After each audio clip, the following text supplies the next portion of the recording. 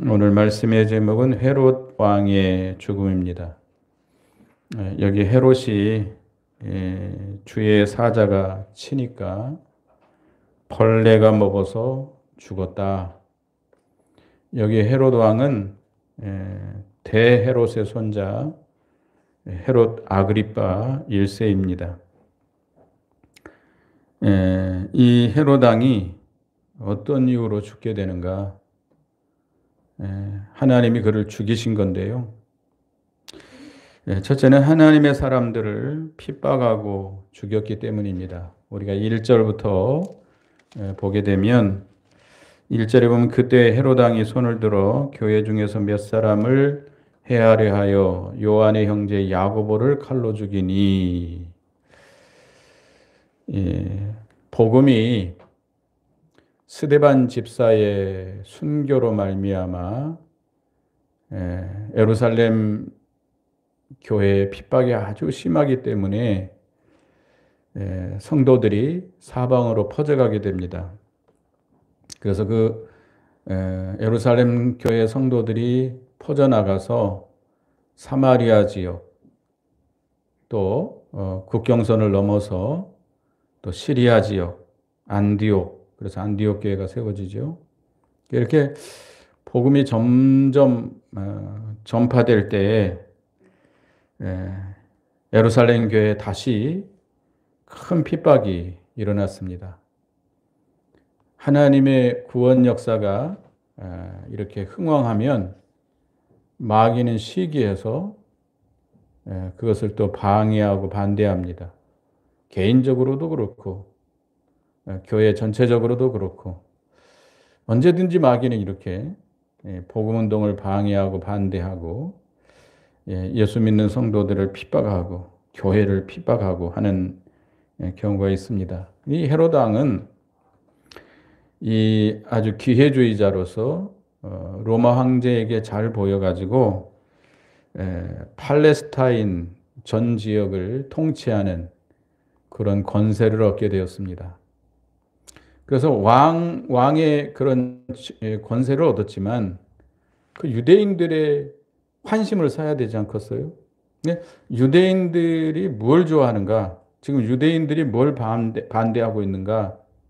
보니까 유대인들이 예수 믿는 사람들을 아주 싫어하고 반대하는 그런 것을 깨닫고 이 헤롯 왕이 예수를 믿는 교회를 핍박해서 성도들을 해를 주고, 그래서 결국에는 야고보, 예수님의 제자 야고보를 칼로 죽이게 됩니다.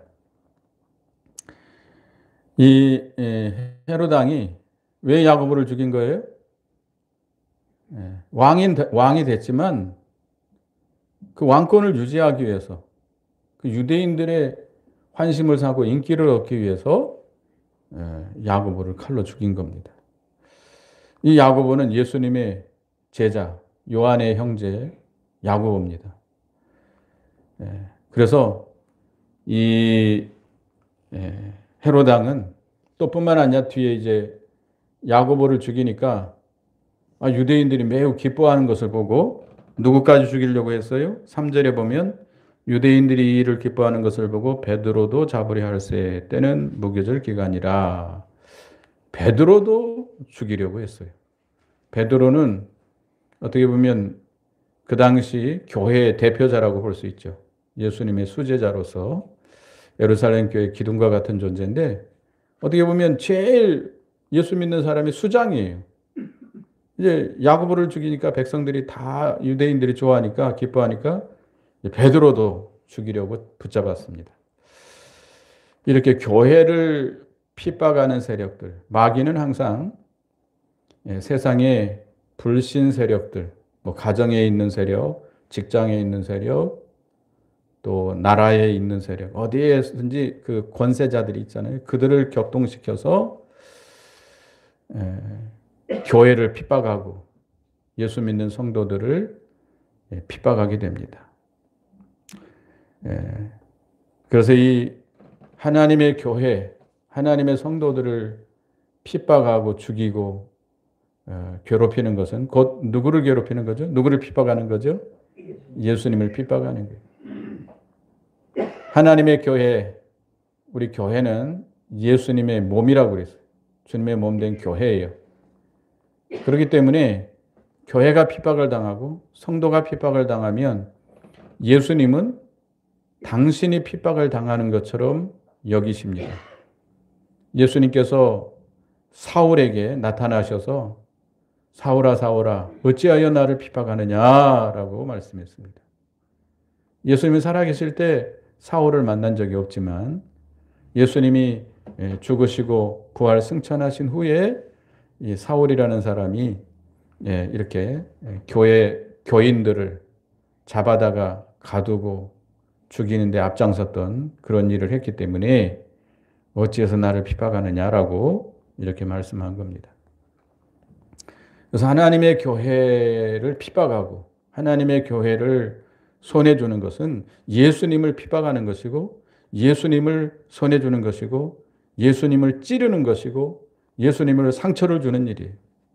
그렇기 때문에 예수님은 우리 주님은 반드시 하나님의 교회를 핍박하고 성도들을 핍박하는 세력을 예정된 때가 되면 반드시 심판합니다. 그래서 요한계시록 1장 5절에 보면 만일 누구든지 그들을 해하고자 하면 그들의 입에서 불이 나와서 그들의 원수를 삼켜버릴 것이요 누구든지 그들을 해하고자 하면 반드시 그와 같이 죽임을 당하리라. 요한계시록 11장이죠. 여기 그들이라고 하면 증거자들입니다. 증거자. 두 증거자가 나오죠. 두 감람나무. 이건 하나님의 사람, 우리 성도들, 교회를 가리키고 하나님의 사람을 가리키는데 하나님의 사람, 교회를 핍박하고 성도를 핍박하면 하나님이 반드시 그들을 심판한다고 하는 것을 우리가 알 수 있습니다. 그런데 야고보는 요한의 형제인데 사도 요한의 형제인데요.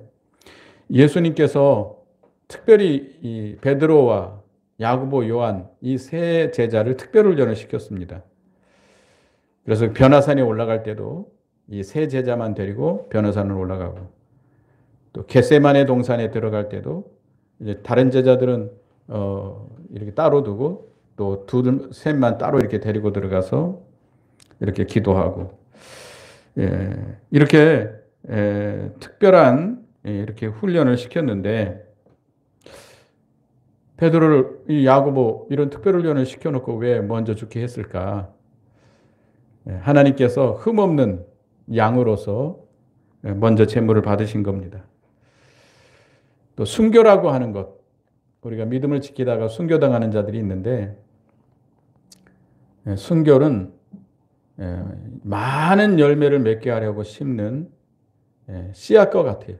그래서 요한복음 12장 24절에 보면 내가 진실로 진실로 너희에게 이르노니 한 알의 밀이 땅에 떨어져 죽지 아니하면 한 알 그대로 있고 죽으면 많은 열매를 맺느니라.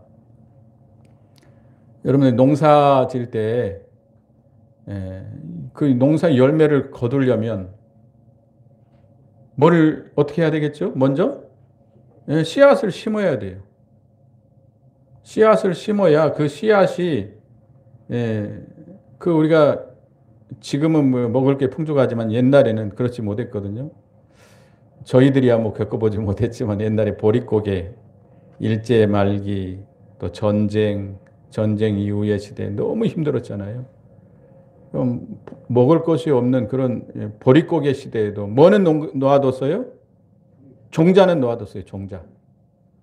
종자는 그걸로 밥 안 해 먹어야 돼요. 왜?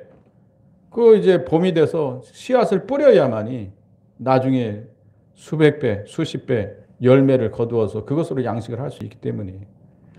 그러니까 우리가 종자가 아깝지만 먹을 것이 없어도 그 종자를 땅에 심어서 그 종자가 희생이 돼야만 많은 열매가 맺히는 거예요.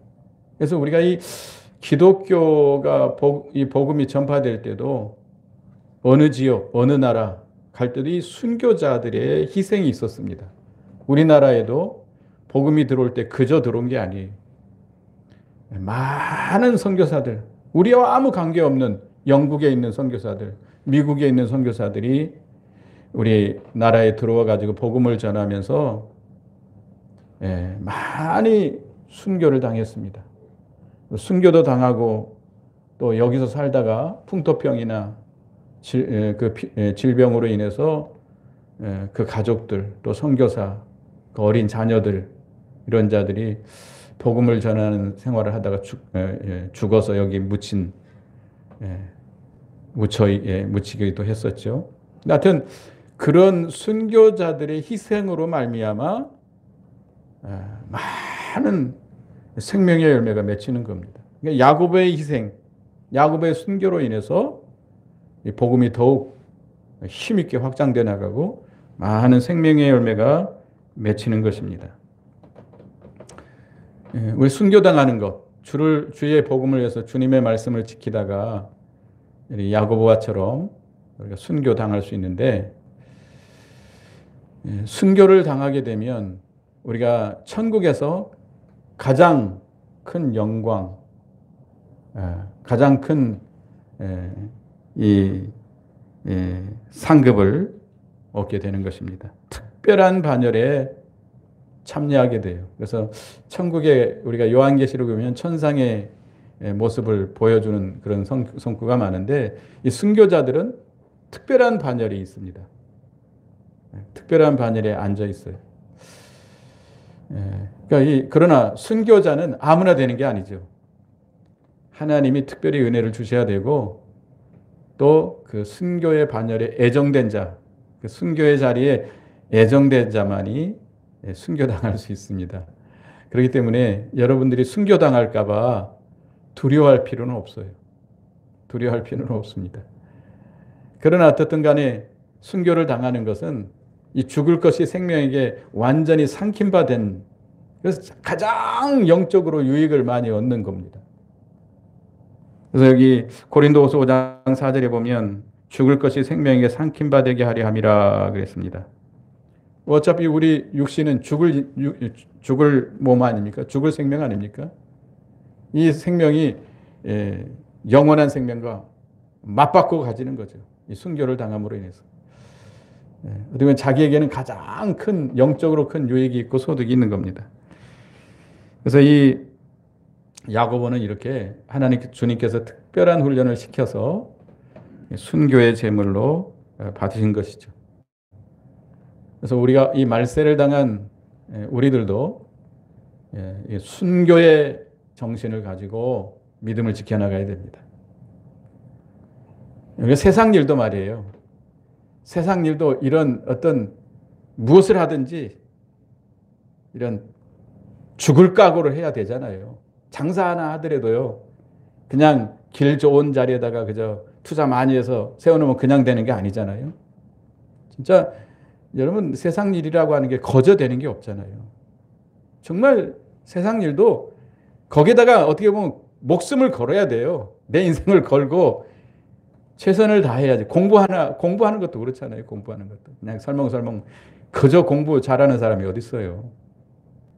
물론 이제 좀 머리가 좋은 사람이 있겠죠. 이제 세상 일 모두가 다 그런데, 우리가 이 세상에서도 어떤 개혁을 이뤄나가는 사람들 보면요, 목숨을 걸고 합니다. 목숨을 걸고. 우리나라 지금 서로 양분이 돼가지고 맨날 여기 광화문 거리에서 서로 이렇게 하고 있죠? 뉴스 봅니까? 그 사람들이 추워 죽겠는데, 비 오는데, 참 그런 거 보면 참 열심이다, 그런 생각도 들고 어떻게 보면 좀 안타깝기도 하고. 근데 이 세상 이런 운동도 생명 내걸고 하잖아요. 근데 우리는 영원한 생명 운동입니다. 영원한 우리 영을 살게 하고 다른 사람의 영을 살리는 이런 영원한 신령한 일을 함에 있어서 우리도 뭘 걸어야 돼요? 목숨을 걸어야 돼요. 목숨을 걸어야 돼요. 생명 내놓고 나가야 믿음을 지킬 수 있습니다. 이 말씀을 지킬 수 있습니다. 사드락과 메삭과 아벳느고가 느부갓네살 왕이 세운 그 금신상에게 절하지 않기 위해서 뭘 내놨어요? 생명을 내놨어요. 생명을 내놨어요. 그러니까 그 말씀을 지켜나갈 수 있었습니다. 하나님의 능력의 역사가 나타나게 되고 왕도 그 앞에서 굴복하게 되고 모든 사람이 살아계신 하나님을 알게 되잖아요. 그러니까 우리가 특별히 이 말세에는 이제 마귀가 자기의 때가 얼마 남지 않은 줄 알고 아주 극렬하게 이제 하나님의 하시는 구원운동을 방해합니다. 그래서 교회를 핍박하고 성도들을 핍박하게 되는데 우리도 준비해야 돼요. 우리도 에베소서 6장에처럼 전신갑주를 입고 이제 순교 정신을 가지고 생명 내놓고 이 말씀을 지켜나가고 믿음을 지켜나가야 됩니다. 그렇다고 해서 다 죽는 거 아니에요. 주님이 허락하지 않으면 우리의 못 하나도 못 건드려요. 머리털 하나도 건들지 못해요. 그러나 우리가 주를 위해서 욕을 얻어먹고 핍박을 당하고 죽임을 당한다면 어디에서 상이 커요? 천국에서 상이 크다고 그랬습니다. 우리는 예수 믿는 사람들은 이 세상에다가 심고 천국에 가서 거두는 거예요. 이 세상에다가 이 세상에서 저축을 하고 천국에 가서 거두는 거예요.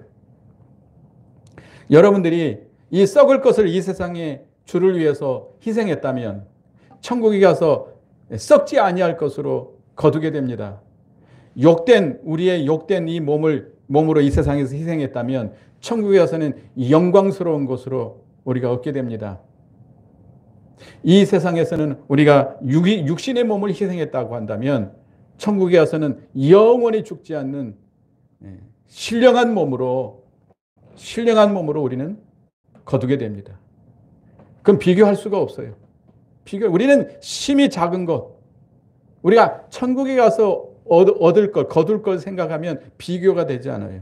지극히 크고 영원한 영광에 중한 것으로 우리가 받게 되는데, 우리가 여러분들 그 투자하는 사람들 있잖아요. 주식을 투자하고 어디 뭐 사업에 투자하고 하는 사람들, 그 공짜가 없잖아요. 잘못 투자했다가 온 재산 다 날려버리는 사람들 얼마나 많아요.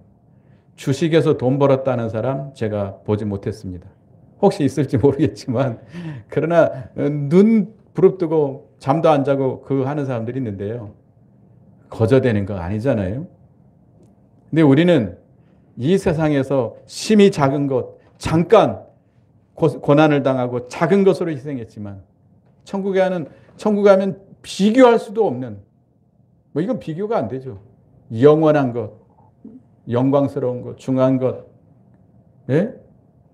없어지지 않는 것으로 우리가 받게 되는 것이죠. 그래서 우리는 이 순교의 정신으로 믿음을 지켜나가야 되겠다고 하는 겁니다. 그 다음에 여기 보면 베드로가 이제 옥에 갇혔는데요. 그 당시 마침 베드로가 잡힌 때가 무교절이에요.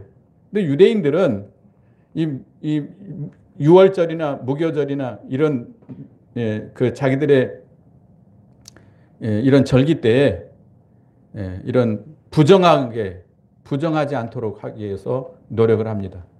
그래서 그 기간이 지난 후에 헤로당이 그걸 알기 때문에 그 기간이 지난 후에 베드로를 잡아내서 죽이려고 감옥에다 가둡니다. 군인들 둘 군인을, 그러니까 감옥에 제일 깊은 감옥에다 철장으로 몇 겹 있는 감옥에다 가두고 사슬로 두 군인 옆에다가 군인과 함께 사슬로 메어놓는 거예요. 그리고 밖에는 또 파수꾼들이 몇 겹으로 지키고 있고 이 철문으로 다 잠궈져 있고. 그런데 누가 나타났어요? 갑자기 천사가 나타납니다.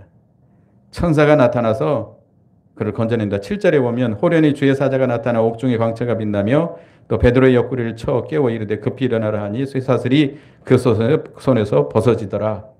천사가 와서 잠들고 있는 베드로를 깨웁니다. 따라와라. 옷 입고 너 신발 신고 따라와라. 뭐 베드로는 환상을 보는 것인 줄 알았어요. 잠자자마자 갑자기 일어나가지고. 그런데 따라가니까 쇠사슬이 다 벗어지고 철문이 다 열리고 옥의 다 몇 문이 다 열리고 밖으로 나와 보니까 천사가 떠나갑니다. 천사가 떠나가자 그때서야 베드로가 이게 환상이 아니고 사실이구나 라고 하는 걸 깨닫고 이제 자기를 위해서 기도하고 있는 그 마가의 다락방에 모인 성도들에게 가서 하나님의 역사를 보고하고 다른 곳으로 가게 됩니다. 이렇게 하나님께서 이 베드로를 건져내신 것이죠.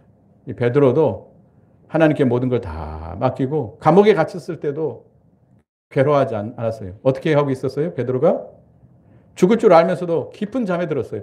천사가 와서 옆구리를 쳐서 깨울 정도로 깊은 잠에 빠졌어요. 그걸 보면 베드로가 하나님께 모든 걸 다 맡긴 거죠. 여러분들 내일 죽는데 그렇게 잠들 수 있어요?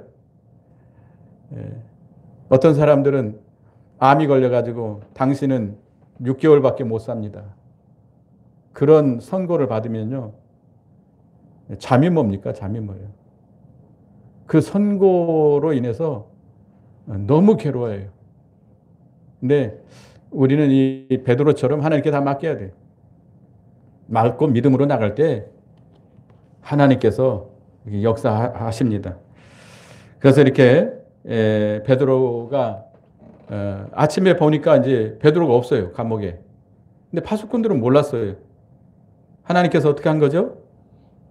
그들을 다 깊이 잠들게 한 거죠. 알 수 없게 만든 거죠. 그래서 베드로를 찾지 못하니까 헤롯 왕이 그 옥졸들, 파수꾼들을 다 죽였어요. 그러니까 이렇게 우리 성도들을 죽이려고 하는 자들은 하나님이 건져내시고, 이제 죽이려고 하는 자는 하나님이 심판하시고, 성도들은 하나님이 어떻게 해요? 건져내셔요. 하나님께서는 항상 하나님의 믿음을 지켜나가는 성도들을 반드시 건져내십니다. 하나님의 역사로 구원해내시고 성도들을 핍박하고 죽이려 하는 자들을 하나님이 어떻게 해요? 반드시 심판하십니다. 그 다음에 이 헤롯 왕이 영광을 하나님께 돌리지 아니함으로 죽임을 당하게 됩니다.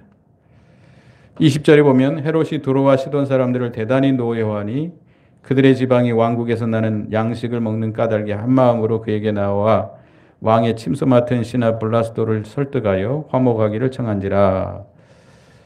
헤롯 왕이 베드로를 죽이려고 하다가 실패하고 가이사라로 내려가게 됩니다. 그런데 이 두로와 시돈 사람들이 이 헤롯 아그리파 왕을 그 마음을 상하게 한 것 같아요. 어떤 일이 있었는지는 모르겠지만 그래서 이 헤롯 아그리파 왕이 그들에게 양식을 팔질 않았어요. 두로와 시돈은 유대 지역 바로 위쪽에 있는 해안 도시잖아요. 지중해 연안에 있는 도시들인데 그 사람들이 이 팔레스타인 지역에서 나는 양식을 사다가 먹었어요. 만약에 그 양식을 사서 먹지 못하면 그 사람들은 멀리서 먼 바다 넘어가서 먼 나라에서 이렇게 무역을 통해서 양식을 사와야 되니까 뭐 몇 곱절 또 몇십 곱절 비싸게 양식을 사 먹어야 되잖아요. 지금 러시아가 전쟁으로 인해서 유럽 사람들이 아주 힘들어하고 있습니다. 왜 그러죠? 우크라이나가 아주 이 곡창지대예요, 곡창지대. 그리고 러시아에서는 뭐가 나죠? 가스와 석유가 나요. 그래서 옛날에 관계가 좋을 때는 그 관을 통해서 천연가스를 공급해 줬어요. 아주 싸게. 근데 전쟁으로 인해서 유럽이 우크라이나 편을 드니까 그걸 다 중단시켜 버린 거예요. 그리고 양식도 우크라이나를 통해서 싸게 사 먹었는데 그게 어렵게 된 거예요. 그래서 지금 유럽이 아주 힘들고 유럽뿐만 아니라 전 세계적으로 지금 뭐 물가가 뭐 얼마나 비싼지 모르잖아요. 그죠? 안 비싼 게 없잖아요, 지금. 곡물뿐만 아니라 기름값. 또 그로 인해서 이 공장이 안 돌아가니까 또 하여튼 여러 가지 경제적으로 지금 어려워지고 있습니다. 특별히 우리나라는 무역으로 먹고 사는 나라인데 지금 상황이 몇 년 전보다 더 못하다고 그러잖아요, 지금. 뒤로 곤두박질 치고 있습니다. 우리가 열심히 잘하면 모든 게 다 잘 될 것 같지만 하나님이 틀어놓으면요. 일순간에 다 틀어질 수 있습니다. 우리가 겸손해야 돼요. 우리의 실력으로 우리가 열심히 정치 잘하고 열심히 일해서 물건 잘 팔면 다 될 것 같아도 이 한 곳에 전쟁만 일어나도 이렇게 되니 이 참 우리가 겸손해야 돼. 예? 우리가 하나님을 의지하고 하나님을 바라보고 믿음으로 살아야 됩니다. 그런데 이 드로아 시돈 사람들이 어떻게 하든지 그 양식을 공급받기 위해서 헤롯 왕과 화친하려고 애를 씁니다. 근데 좋은 기회가 왔는데 21절에 보면 헤롯이 나를 택하여 왕복을 입고 단상에 앉아 백성들에게 연설하니, 헤롯이 왕복을 입고 단상에 앉아서 연설을 합니다. 이때가 아마 그 당시 로마 황제 글라디우스 황제를 위해서 축제가 열렸다고 합니다. 그래서 아마 헤롯 왕이 왕복을 입고 높은 왕자에 앉아가지고 그들에게 연설을 하게 되는데, 이때 드로아 시돈 사람들이 아주 왕에게 화친할 수 있는 좋은 기회가 생긴 거예요. 그러니까 왕이 연설을 할 때 뭐라고 말했어요? 22절을 읽어보겠습니다. 시작. 백성들이 크게 부르되 이것은 신의 소리요 사람의 소리가 아니라 하거늘. 드로아 시돈 사람들일 것 같아요. 드로아 시돈 사람들이 이건 신의 소리요 사람 소리가 아니라, 왕이 하는 말이 사람의 소리가 아니고 누구의 소리다? 신의 소리다라고 이 헤롯 왕을 신격화시킨 거예요. 신격화시킨 겁니다. 그런데 이 헤롯 왕이 가만히 있었어요. 아니다 하지 않고 가만히 앉아가지고 그 영광을 받게 됩니다. 그로 인해서 헤롯 왕이 어떻게 됐어요? 23절 읽어봅니다. 시작. 헤롯이 영광을 하나님께로 돌리지 아니하므로 주의 사자가 고치니 벌레에게 먹혀 죽으니라. 헤롯 왕이 가만히 그걸 거부하지 않고 어떻게 보면 속으로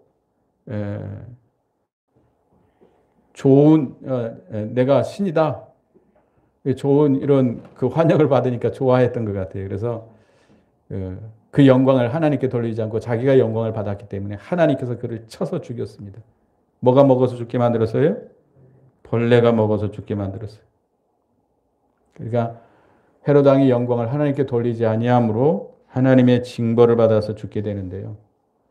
우리도 하나님의 영광을 우리가 자기가 받으면 하나님 앞에 징벌을 받게 됩니다.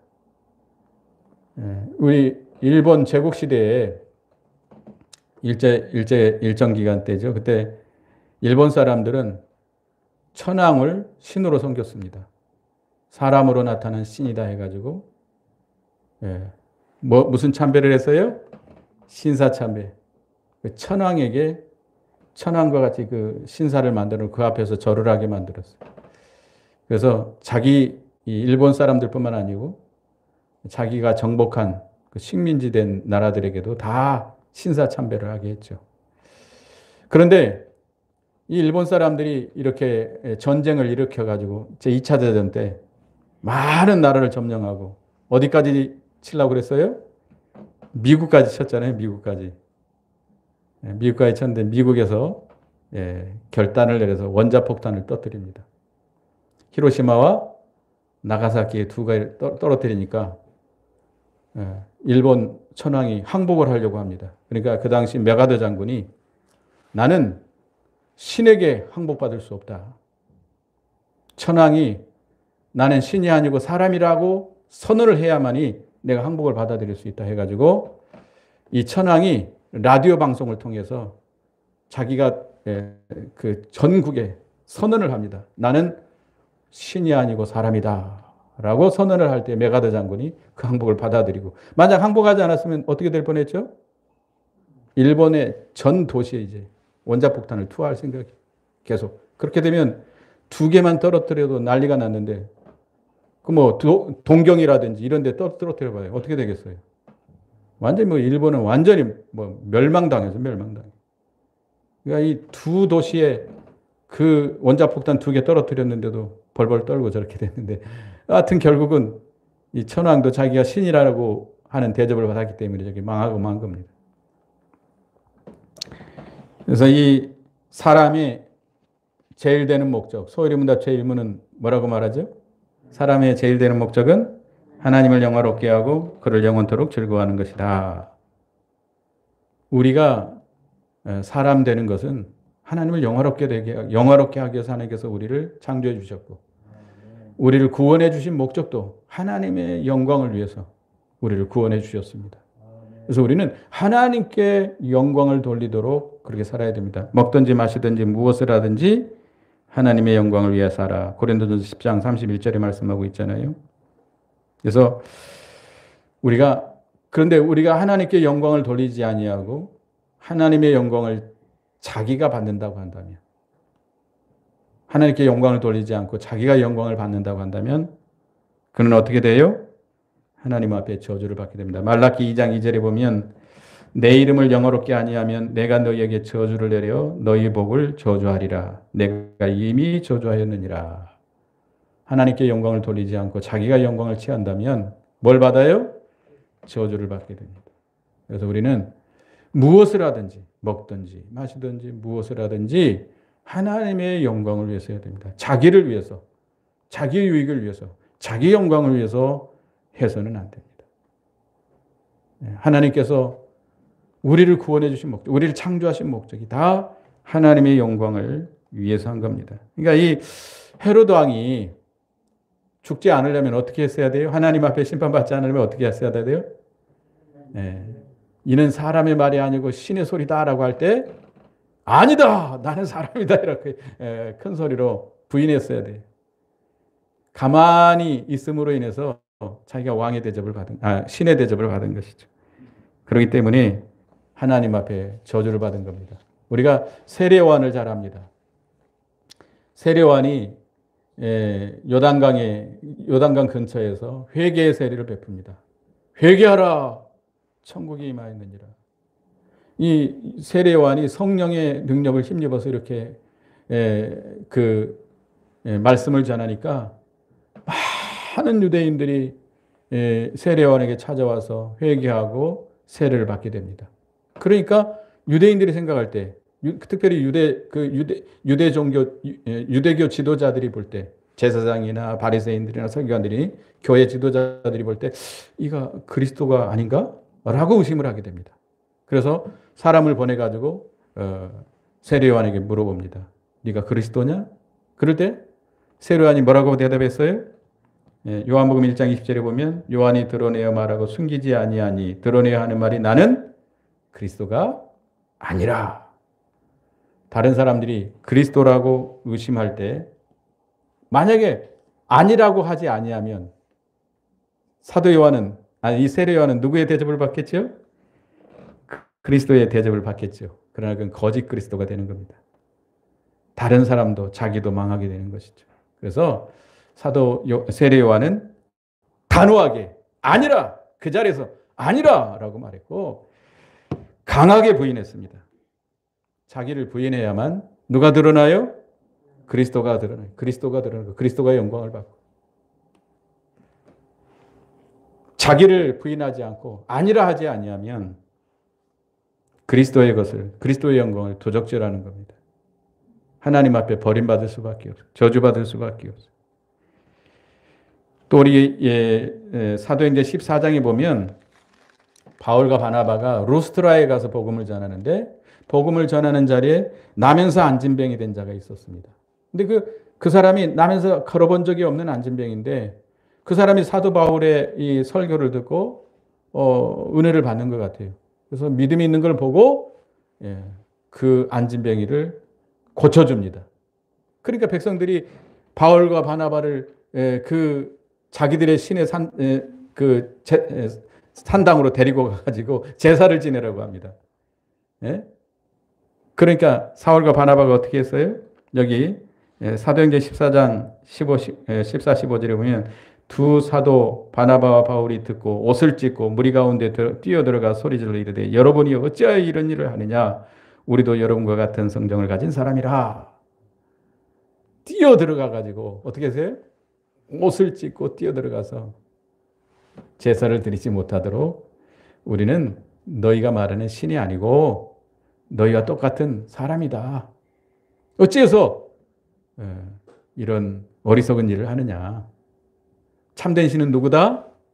하나님이다. 천지 만물을 창조하시고 예수 그리스도를 통해서 우리를 구속해 주신 하나님만이 참된 신이다. 하나님께만 영광을 돌려라. 이렇게 만류했습니다. 그럼 만약에 사도 바울과 바나바가 자기들의 신이다 생각하고 제사를 드리면 그저 그 대접을 받고 야 너희들 다 예수 믿어라. 그렇게 한다면 좀 괜찮을 것 같잖아요. 그 지역 로스드라 뿐만 아니라 그 지역 사람들이 다 그 자기들 신을 섬기고 있는데 만약 그랬으면 더 효과적으로 복음이 전파되지 않을까. 그러나 그렇지 않습니다. 우리가 거짓으로 복음을 전하면 안 되죠. 언젠가는 다 드러나게 돼 있어요. 다 망할 수밖에 없습니다. 자기뿐만 아니라 자기의 말을 듣는 모든 사람들을 다 망하게 하는 것이죠. 그래서 바울과 바나바는 적극적으로 옷을 찢고 뛰어들어가서 그들의 제사 드리는 것을 막았습니다. 그래서 우리도 하나님의 영광을 자기가 얻어서는 안 돼요. 사도 바울은 고린도전서 15장에 보면 나의 나된 것은 다 누구의 은혜로 된 것이다? 하나님의 은혜로 된 것이다. 하나님의 은혜가 헛되지 않기 위해서 내가 모든 사도보다 더 많이 수고했지만 내가 한 것이 아니고 누구의 은혜로 된 것이다? 하나님의 은혜로 된 것이다. 내가 한 것은 죄밖에 없다. 나는 죄인 중에 개수다. 사도 바울처럼 이렇게 열심히 희생적으로 얼마나 많은 복음을 전해서 많은 교회를 세우고 많은 사람들이 회개하고 돌아오고 대접을 받을 만 하잖아요. 그래 내가 이만큼 수고해서 이렇게 그래도 교회가 세워진 거야. 할 만 하잖아요. 그런데 사도 바울은 누구께 영광을 돌렸어요? 하나님께 영광을 돌렸어요. 아니다. 나된 것은 다 하나님의 은혜로 된 것이다. 하나님께 영광을 돌린 겁니다. 우리도 이 작은 것에서부터 우리도 이렇게 아니다라고 할 줄 알아야 됩니다. 누가 우리를 과장되게 과대하게 우리를 이렇게 높이려 할 때는 어떻게 해야 돼요? 아니다. 내가 한 게 아니다. 누구의 은혜로 된 것이다? 하나님의 은혜로 된 것이다. 하나님께 영광을 돌리라. 하나님께만 영광을 돌리라고 그렇게 부인을 해야 됩니다. 누구 앞에서도 어디서든지 항상 하나님께 영광을 돌리도록 해야 됩니다. 만약에 하나님께 영광을 돌리지 않고 그래 내가 그렇게 수고해서 된 거야. 내가 그만큼 희생해서 된 거야. 이렇게 한다면 우리도 하나님 앞에 뭘 받아요? 저주를 받게 됩니다. 하나님의 영광을 도적질하는 것이기 때문에. 그래서 우리도 이 헤롯 왕의 죽음을 통해서 두 가지 하나님의 교회와 성도들을 핍박하면 하나님이 반드시 어떻게 해요? 심판합니다. 심판해요. 그게 사람이 됐든 어떤 단체가 됐든 국가가 됐든 반드시 하나님의 예정된 때가 되면 반드시 심판해요. 그래서 우리가 이 말세를 당한 이때에 물론 우리가 하나님께서 필요하시기 때문에 이런 환난의 때를 주십니다. 우리를 연단시키시고 또 생명의 역사를 이뤄나가시기 위해서 이런 환난을 주시는데 우리도 베드로와 같이 무슨 각오를 하고 믿음을 지켜나가야 돼요? 순교를 각오하고 죽을 각오하고 죽자 하고 우리가 결심을 하고 믿음을 지켜나가야 돼요. 그래야 믿음을 지켜나갈 수 있습니다. 그러나 믿음을 지킨 성도들은 누가 보호해줘요? 하나님이 보호해 주시고 건져주십니다. 베드로를 건져주신 것처럼. 그러나 반대하는 자는 하나님이 어떻게 반드시 심판하십니다. 믿으시기 바랍니다. 그리고 헤롯 왕이 죽는 두 번째 이유는 뭐예요? 하나님께 영광을 돌리지 않았기 때문입니다. 우리도 하나님의 영광을 도적질함으로 인해서 하나님 앞에 저주받는 그런 자리에 가지 말고 사도 바울처럼 항상 우리는 모든 영광을 누구에게 돌려야 돼요? 하나님께만 돌려야 됩니다. 모든 영광을 하나님께 돌림으로 하나님 앞에 귀 쓰임받는 우리가